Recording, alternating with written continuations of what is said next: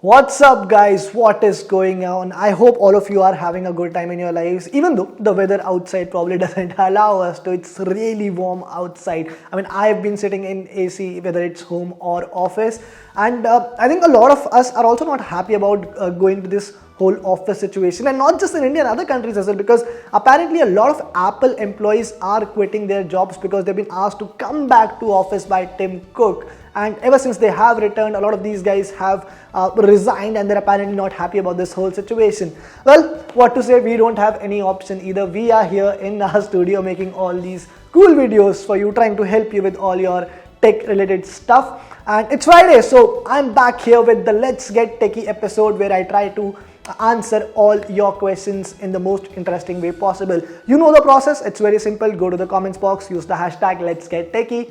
I'll take up the question in next week's video. First question we have today is from Spider. Is it worth buying Motorola M52 without 5G in the present situation? So present situation, I think he's probably referring to this whole 4G 5G situation where we are very close to of getting 5G, but this phone does not support. See, apart from this whole 5G thing, see, I'm anyway always very apprehensive about recommending Motorola phones to anyone, because they do not give a very great software experience. You have seen in the past a lot of phones have actually not got the Android update they were supposed to. So that's one of my apprehensions with the Motorola phones. Again, in this case, the absence of 5G also becomes a bit of an issue for a lot of users. But apart from that, if you look at the on-paper specs, I think in this sub 15,000 rupees category, this is still a pretty capable phone, because it also gives you that stock Android experience, which is usually missing in this price point. So if in case you are planning to change your phone in another 12 to 18 months, then definitely you can buy this. If you plan to use it for a longer term, then I'll say rather skip it. Chandan Kumar has asked, can we connect SSD on Xiaomi Pad 5? Yes sir, you can. You can connect external portable SSD on the Xiaomi Pad 5. And if you have any other questions about the tablet, then we of course done a video on our Hindi channel as well as on the English channel. So I think you can definitely watch that. Aman Dubey has said that Xiaomi Pad had to be launched in India because at least now more companies will dare to launch good, cheap tablets. Definitely, Aman, I totally agree with you. I did a video last week where I talked about the Xiaomi Pad 5, and I also sort of compared it with the iPad, and why I tried to explain why it's not really an iPad alternative, and I think a lot of you agreed with that. A lot of you also had different opinions. And guys, the point that I was trying to make is that while the Xiaomi Pad is a very capable device for entertainment, you should not actually look at it as an alternative to the iPad. Yes, if you're in the market for an extra screen which is not so expensive, gives you a very good deal in terms of multimedia experience, then it makes a very decent sort of a buy. But yes, I agree with you. I mean, this should allow and this should inspire other companies to make good Android tablets as well.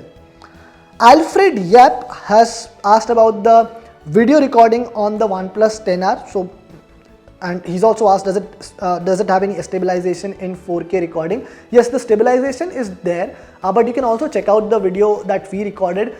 It's not great. It's very okay sort of stabilization that you get on the OnePlus 10R. So I'm not really impressed with it, but it's sort of possible. Rest you can figure out after watching the video itself.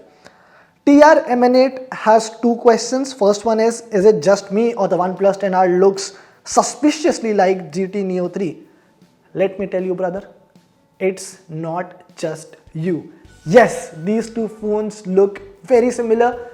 The sole is also more or less same. Both of them support 150 watt charging. I think all they have done is just change the back panel, and of course the software is different, but more or less both of these are the same phones. And more than Realme, I'm disappointed with OnePlus, because OnePlus over the years created this unique identity of its own, but now with this Oppo merger happening, it is slowly sort of rebranding phones for different market, and that's not very impressive.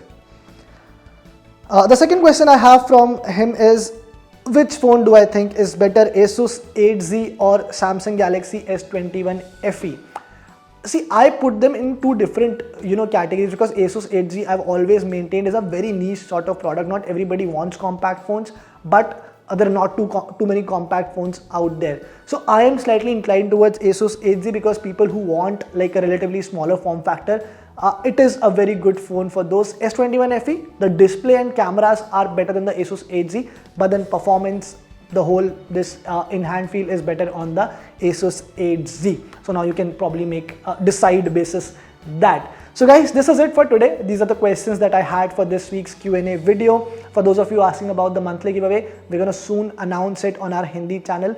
So stay tuned for next week's video, because next week is when we'll announce the May giveaway for all of you. So do participate in it. Win new gadgets, cool gadgets, use them, show them to your family, put them on social media so we can also brag about those things.